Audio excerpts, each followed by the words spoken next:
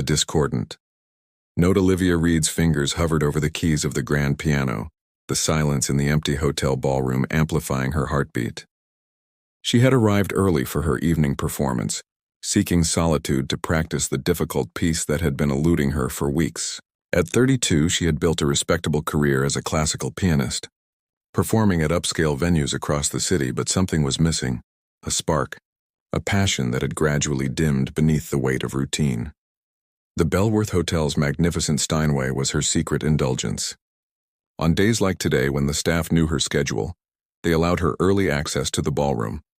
What they didn't tell her was that the space had been double-booked for a tech company's pre-launch setup. As she began to play, losing herself in Rachmaninoff's tumultuous notes, she didn't notice the door opening or the confused technicians wheeling in equipment.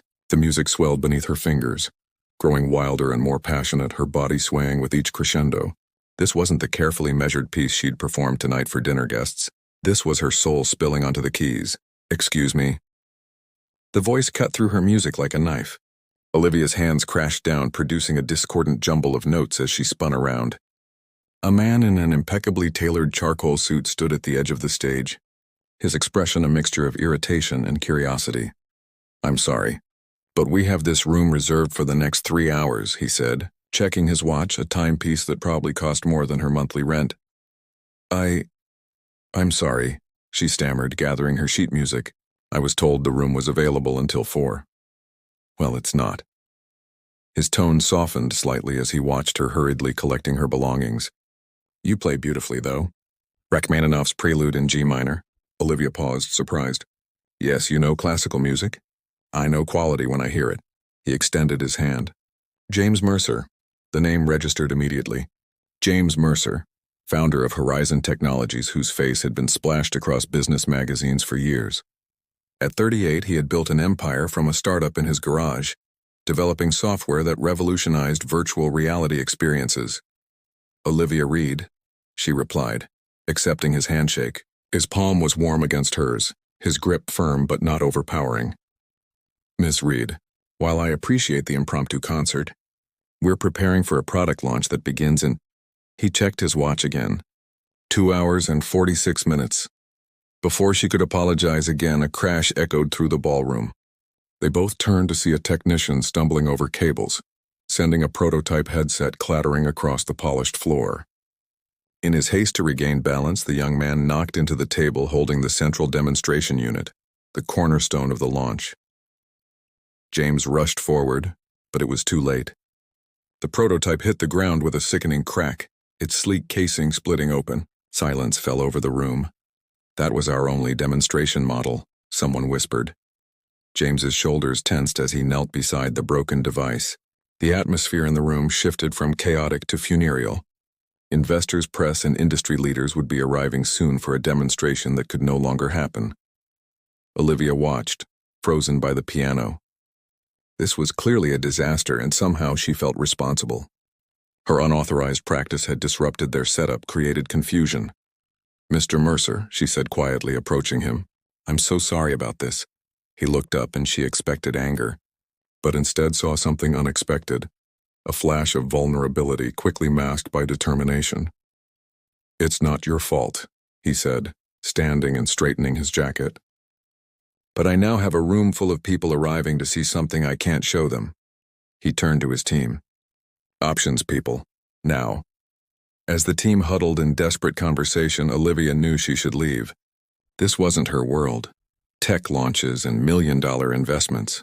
Yet something kept her rooted to the spot, watching James Mercer transform from annoyed intruder to commanding leader in seconds. Their eyes met across the chaos, a strange moment of connection amid disaster.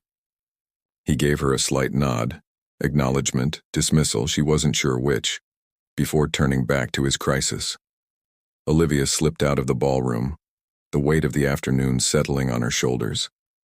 She had a performance tonight in the hotel restaurant, just down the hall from where James Mercer's career might be unraveling. As she walked away, she couldn't shake the feeling that their paths would cross again. What she didn't know was how soon that would be, or how completely it would change both their lives. Unexpected harmonies. 3 days after the disastrous product launch, Olivia found herself back at the Belworth Hotel for her regular Friday evening performance. The restaurant's soft lighting and elegant decor created the perfect backdrop for her music, allowing it to float above conversations without overwhelming them. Tonight, however, her mind kept drifting to the ballroom incident. James Mercer's launch had proceeded despite the broken prototype. She'd overheard hotel staff discussing how he'd delivered an impassioned speech about vision and innovation that somehow salvaged the event. The tech blogs were divided. Some praised his resilience. Others questioned if Horizon Technologies was all talk and no substance. As she transitioned into a gentle Chopin nocturne, Olivia noticed a familiar figure enter the restaurant. James Mercer, looking slightly less polished than during their first encounter, scanned the room before his eyes landed on her.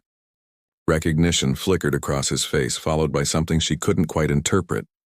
He took a seat at a corner table, ordered a drink, and watched her play.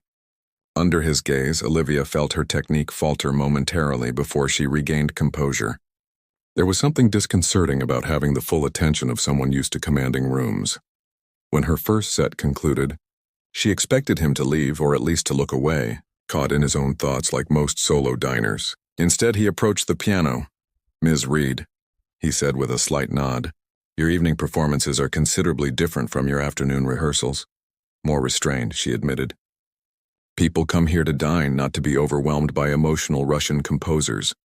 A smile tugged at his lips. Maybe being overwhelmed occasionally would do them good. He gestured to the empty chair beside the piano. "May I?" She nodded, curiosity overriding her usual reserve. "I wanted to apologize for our introduction the other day," he said, surprising her. "I was abrupt." "You were busy and I was in your space," Olivia countered. "If anything, I should apologize. That prototype," James waved his hand dismissively. "A setback, not a catastrophe. Though our engineering team might disagree." He took a sip of his whiskey. "Do you know what I've been thinking about since that day? Not the launch, not the investors, but your playing." Olivia felt heat rise to her cheeks. "I'm flattered, but I'm not flattering you," he interrupted. "I'm telling you that in the middle of one of the most stressful moments of my professional life, your music cut through everything. It was authentic, real." He leaned forward slightly. "Do you ever play your own compositions?" The question caught her off guard. "Sometimes. Not professionally." "Why not?" "Because people don't pay to hear unknown works when they can listen to Beethoven and Mozart." James studied her, his gaze thoughtful. "People don't know what they want until you show them." He reached into his jacket and produced a business card. "I have a proposition for you, Mr. Mercer." "James, please." "James," she corrected. "I'm not sure what proposition a tech entrepreneur could possibly have for a pianist." He smiled, and for the first time it reached his eyes. "Horizon Technologies is launching a new immersive music experience. We need composers who understand emotional resonance, not just technical proficiency. I'd like you to consult on the project." Olivia stared at the card in her hand. "I don't know anything about technology." "That's exactly why I want you." He stood straightening his jacket. "Think about it. My personal number is on the back." As he walked away, Olivia felt oddly off balance. Her carefully structured life, performances at upscale venues, private lessons for wealthy children, the occasional wedding gig, had its own rhythm. James Mercer represented disruption. Yet that night, instead of practicing her standard repertoire, Olivia found herself at her small apartment's upright piano, composing for the first time in months. Her fingers found melodies she didn't know lived inside her, inspired perhaps by the challenge in James's eyes. 2 days later, she called him. The Horizon Technologies headquarters occupied the top floors of a gleaming downtown skyscraper. As Olivia stepped out of the elevator, she felt immediately out of place among the sleek glass and metal aesthetics. Employees in casual but expensive clothing moved purposefully through the space, speaking a language of algorithms and user interfaces foreign to her ears. "Olivia." James's voice cut through her anxiety as he approached from across the open floor plan. He looked different here, slightly less formal in dark jeans and a tailored button-down, but no less commanding. "Welcome to Horizon. It's not what I expected," she admitted. "What did you expect?" "More computers, I suppose, more tech." He laughed, guiding her through the office. "The real technology is in people's minds. The rest is just tools." He stopped at a glass-walled room containing a grand piano that rivaled the Bellworth Steinway. "This is where you'll work." Olivia's confusion must have shown on her face. "Our new platform translates emotional experiences into virtual realities," James explained. "Music is the most direct path to emotion. I want you to compose pieces that capture specific feelings, not just happiness or sadness, but the complex emotions people struggle to define." "And how does that become technology?" "Our systems will analyze the neurological responses to your compositions, creating visual and sensory experiences that amplify those emotions. It's synesthesia as a shared reality." The concept was unlike anything Olivia had encountered. "That sounds more like art than technology." "The best technology is indistinguishable from art," James replied, his expression earnest. "Will you help us?" As Olivia looked from the piano to James's expectant face, she recognized something in him that mirrored her own hidden desires. The yearning to create something meaningful, something that transcended categories and expectations. "Yes," she said simply. "I'll help." What she didn't say was that this strange opportunity felt like more than a job. It felt like awakening, the chance to discover if her music could truly speak to others the way it spoke to her. And perhaps, though she wouldn't admit it yet, a chance to understand the enigmatic man who saw value in her most authentic self. Crescendo 6 weeks into the project, Olivia's life had transformed. The Horizon Technologies studio had become a second home, her days split between composing at the grand piano and collaborating with engineers who translated her music into visual experiences. What had begun as a consulting position had evolved into something far more integral. James had even given her a title, Emotional Architecture Director. Today, she sat at the piano as neural sensors monitored her brain activity while she played. Across the room, James watched her through the glass wall separating the studio from the observation area. His focus was so intense she could almost feel it like a physical presence. "That's perfect," called Nathaniel, the head engineer, as Olivia finished a piece meant to evoke peaceful nostalgia. "We're getting incredible data patterns." On the monitors surrounding her, swirls of color responded to her music, blues and purples melting into soft gold. The technology was astonishing. It captured not just the notes she played, but the feeling behind them. "Can we try something more complex?" James asked, entering the studio. "Something with emotional contrast." Olivia nodded, fingers hovering over the keys. She began a new composition she'd been working on privately, a piece that moved from isolation to connection, from loneliness to belonging. As she played, she couldn't help but realize it mirrored her own journey these past weeks. The colors on the screen shifted dramatically, deep indigos giving way to vibrant corals and ambers. When she finished, the room fell silent. That was... Nathaniel seemed at a loss for words. "Extraordinary," James finished. His eyes met Olivia's, and something passed between them that went beyond professional admiration. After the engineers filed out to analyze the data, James lingered. "That piece wasn't on our list." "It's something new," she admitted. "Something personal." "It shows." He sat beside her on the piano bench, their shoulders almost touching. "You've transformed this project, Olivia. What we're creating here is beyond what I imagined." "It's your vision," she countered. "I'm just adding notes." "No." His voice was firm. "You're bringing it to life. The team has been working on this concept for 2 years, but it never quite resonated until you came along." In the 6 weeks they'd worked together, Olivia had seen many sides of James Mercer, the driven executive, the innovative thinker, the occasional glimpse of the boy who built computers in his garage. But this unguarded appreciation was new. "Have dinner with me tonight," he said suddenly. Not to discuss work, just dinner. The invitation shouldn't have surprised her.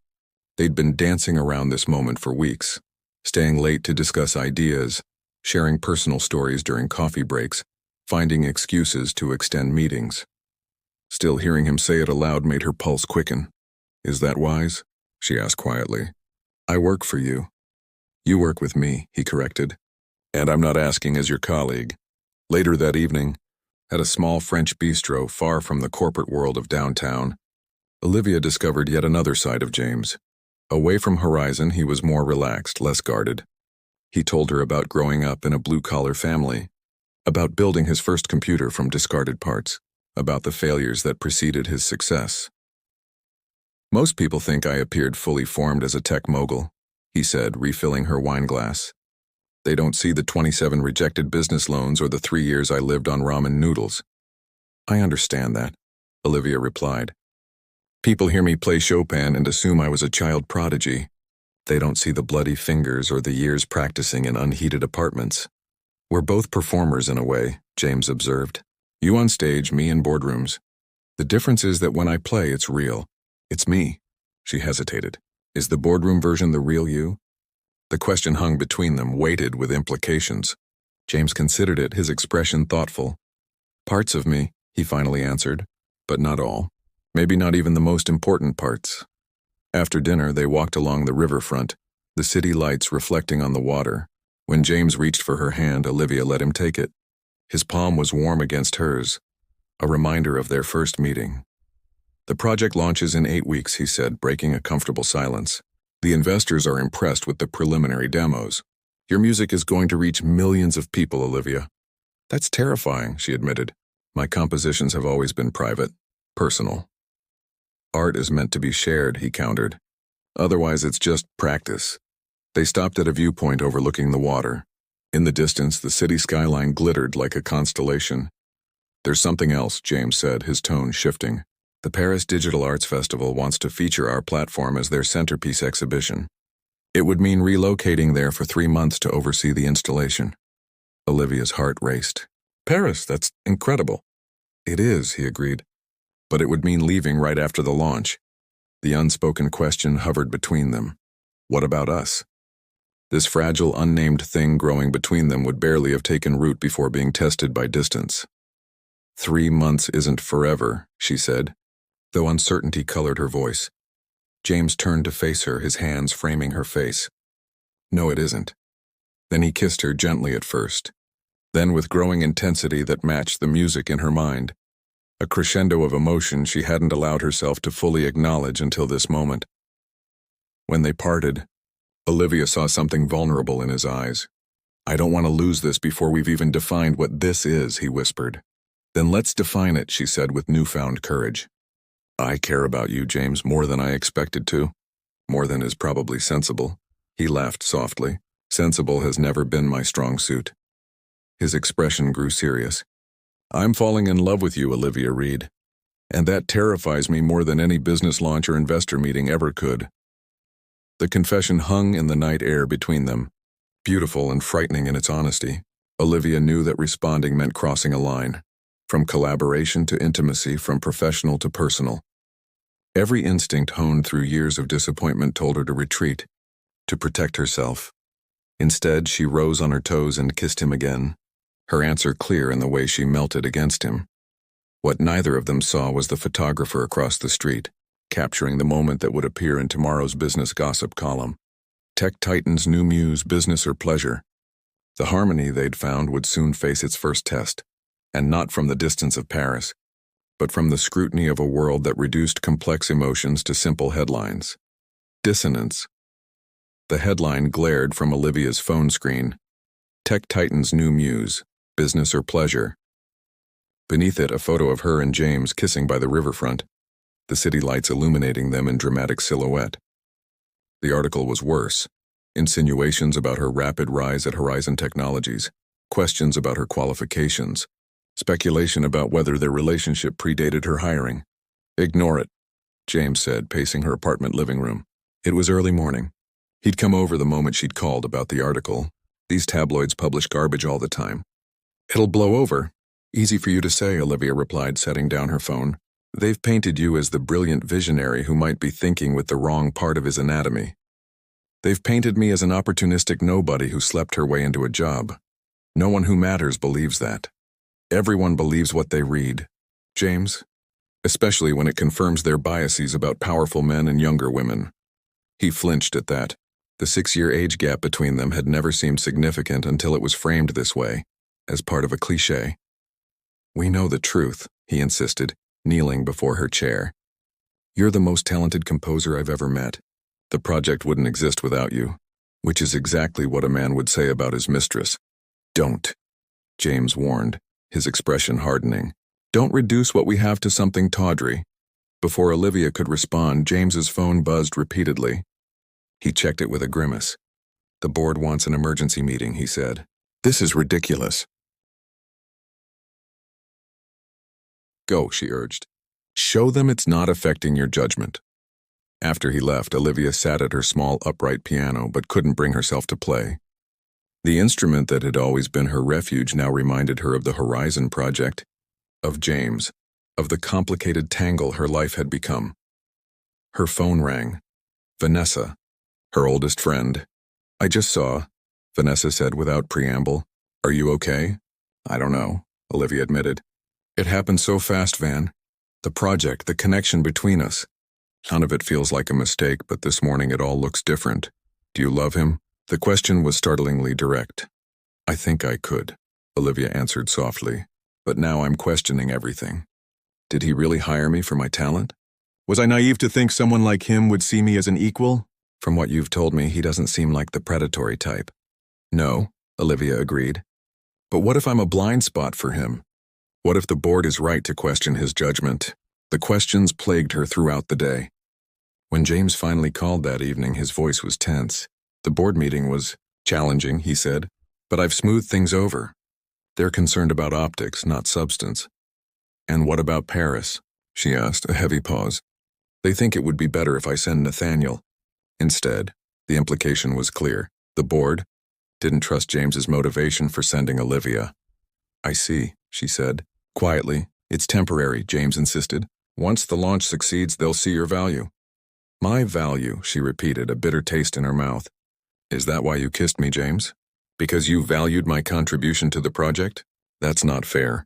None of this is fair. Her voice rose uncharacteristically. I've spent my entire career fighting to be taken seriously as a female composer in a male-dominated field. Now overnight I'm reduced to James Mercer's latest conquest in the eyes of the entire industry. I'll fix this, he promised. How? By denying our relationship? By reassigning me to a less visible role? His silence confirmed her fears. The board suggested a temporary restructuring, he finally admitted. Just until the media attention dies down, something broke inside Olivia. So I'll be hidden away like a shameful secret? It's not like that. It's exactly like that, she interrupted. You built your empire by standing your ground, James. Now the moment there's personal risk involved, you're compromising. That's not fair, he repeated, his voice strained. This isn't just about me. The company employs over 300 people. We're weeks away from a launch that represents millions in investment, and I'm a liability. Olivia, please, I need time to think, she said, ending the call before he could respond. The next morning, Olivia arrived at Horizon to find her access badge deactivated. A security guard apologetically explained that there had been a system reset, and she needed to check in with HR. The humiliation burned as she was escorted through the lobby she'd confidently walked through just yesterday. In the HR office, a sympathetic woman named Deanna explained that Olivia's role was being temporarily reconfigured to allow her to work remotely. All your compositions and work will still be central to the project, Deanna assured her. Mr. Mercer was very clear about that. I'm sure he was, Olivia replied coldly. Where are my personal items from the studio? They've been packed for you. Deanna gestured to a box on her desk. And this came for you this morning. She handed Olivia an envelope. Inside was a handwritten note from James. Olivia, this isn't what I wanted. The board overruled me. Please call me when you get this. We'll find a solution together. What we have is worth fighting for. James beneath his signature was a postscript. Check your bank account. When Olivia did, she found a transfer of $250,000, the full consulting fee that had been spread across her contract. The gesture, meant to be generous, felt like the final insult. He was paying her off, treating their connection like a transaction that could be settled with money. The thought made her physically ill. Instead of calling James, she sent a brief email. The work is yours. The payment is unnecessary and unwelcome. Please don't contact me again. She then blocked his number, deleted her social media accounts, and retreated to her apartment, where she sat at her piano for hours playing nothing, the silence as heavy as her heart. 3 days later, a knock at her door revealed not James but Nathaniel, the head engineer.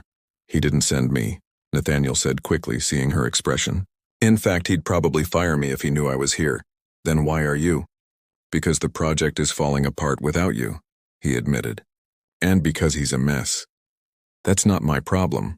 No, it's not, Nathaniel agreed. But there's something you should know before you make a final decision. He handed her a thumb drive. These are the board meeting recordings. James doesn't know I have them. Just listen before you decide that everything between you was a lie. After he left, curiosity overcame Olivia's resistance. She plugged in the drive and pressed play. James's voice filled her apartment. Her compositions are the heart and soul of this project. If you force me to choose between Horizon's future and Olivia Reed, I will choose her. A male voice responded. That's exactly the problem. James, you're not thinking clearly. On the contrary, James countered. I've never been more certain of anything in my life. She stays in her current role or I walk, and I'll take my majority shares with me. Listening to the heated exchange that followed, Olivia realized James had fought for her, risked everything in fact. But the board had leverage. They threatened to leak additional evidence of impropriety to the press unless James agreed to their terms. They'd effectively blackmailed him into betraying her. As the recording ended, Olivia sat in stunned silence. The narrative she'd constructed of James choosing his company over her crumbled. In its place was a more complicated truth. He'd tried to protect both her and Horizon and failed at both. The realization didn't erase the hurt, but it shifted something inside her. The pain of betrayal transformed into something more nuanced. The ache of miscommunication, of two people trying to protect each other in all the wrong ways. She reached for her phone, then hesitated. The damage was done. Words exchanged could not be unsaid. Trust, once fractured, was not easily restored. And yet the music that had been silent within her these past days suddenly returned. A melancholy melody tinged with hope, complex and unresolved. Like their story. Before she could change her mind, Olivia picked up her phone and unblocked James's number. Then she began to compose, pouring all the conflicted emotions of the past days into a piece that would either be their epilogue or a new beginning. Perfect cadence. 2 weeks had passed since Olivia unblocked James's number. 2 weeks of silence between them, though not for lack of trying on his part. His text messages and voicemails accumulated, each one more raw than the last. She read and listened to them all but couldn't bring herself to respond. Not yet. Not until she finished what she'd started. The composition consumed her. Unlike anything she'd written before, it was a complete narrative in music. Their story. From the dissonant first meeting, to the soaring connection they'd found, through the painful fracture and into something unresolved. She worked through nights, forgotten meals, lost track of days. The music poured from her like a confession, like the words she couldn't say aloud. When it was finally complete, Olivia did something she'd never done before. She recorded herself playing the entire 30-minute piece, then uploaded it to a private link. At 2 a.m., she sent the link to James with a simple message. Listen. She hadn't expected him to respond immediately. It was the middle of the night, and surely a tech CEO kept more regular hours. But within minutes, her phone rang. I'm coming over, James said when she answered, his voice thick with emotion. It's 2 a.m. I don't care. 40 minutes later, Olivia opened her door to find James standing there, looking simultaneously exhausted and energized. His hair was disheveled, his eyes shadowed from lack of sleep, but they blazed with an intensity that made her breath catch. May I come in? He asked, uncharacteristically hesitant. She stepped aside, allowing him into the small apartment that seemed to shrink further with his presence. They stood awkwardly in her living room, the weight of unspoken words between them. Your composition, he finally said. It's us. Yes. It's the most beautiful thing I've ever heard. And the most painful. Olivia nodded, unable to find words. The ending, James continued, taking a step toward her. It's unresolved, questioning. I couldn't write an ending I don't know, she admitted. Olivia. He said her name like a prayer. I've made so many mistakes these past weeks. I thought I was protecting you, protecting what we were building at Horizon, but I managed to damage both. I heard the recording, she said quietly. Nathaniel brought it to me. Surprise flickered across James's face. I'll have to thank him before I fire him for corporate espionage. A ghost of his old humor surfaced, then disappeared. Then you know I tried to fight for you. Yes. She moved to the piano bench and sat down, needing the familiar support beneath her. But you should have told me the truth, James. We could have faced it together. I know that now. He remained standing, hands in his pockets. The board has backed down. The launch is proceeding with your work front and center. Your name and contribution highlighted. Paris is yours if you want it. And us? She asked, finally voicing the question that had haunted her for weeks. James's expression softened. That's up to you. I know what I want. But I've made enough decisions for both of us. Olivia's fingers found the keys of her piano, playing a soft, questioning melody. The unfinished ending of her composition. I was so afraid, she admitted, that I was just another acquisition for you. Another piece of technology to develop and exploit. Never, he said fiercely. From the moment you spilled coffee on my product launch, you've been the one thing in my life I couldn't control, couldn't predict. Do you know how rare that is for someone like me? How valuable? Is that why you pursued me? Because I was unpredictable? I pursued you because you reminded me why I started Horizon in the first place. Not to build technology, but to create experiences that move people. He knelt beside the piano bench, meeting her at eye level. Your music moved me, Olivia. It still does. She continued playing, the melody shifting, evolving. The tabloids will still talk. Let them. The board might still interfere, they can try. Her hands stilled on the keys. Paris is a long way away. 3 months, James said, reaching out to tuck a strand of hair behind her ear. And they have planes there, I'm told.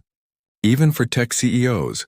A smile tugged at Olivia's lips for the first time in weeks. You'd visit? Try and stop me. His hand lingered near her face, not quite touching her. The question is, will you let me? Instead of answering, Olivia resumed playing, but the melody had transformed. The questioning notes resolving into something hopeful, something certain. James recognized it immediately. She was composing the ending right here, right now. Yes, she said, as the music swelled beneath her fingers. But on one condition. Name it. No more secrets. No more trying to protect me from the truth. We face everything together. The board, the press, the distance, everything, I promise, he said solemnly. Then, with a hint of his characteristic confidence, I've learned my lesson. Underestimating you is a losing strategy. Olivia laughed. The sound as bright and unexpected as a major chord in a minor piece. James joined her, the tension of the past weeks dissolving in their shared release. When the laughter subsided, she shifted on the bench, making room for him. He sat beside her, their shoulders touching just as they had that day in the studio weeks ago.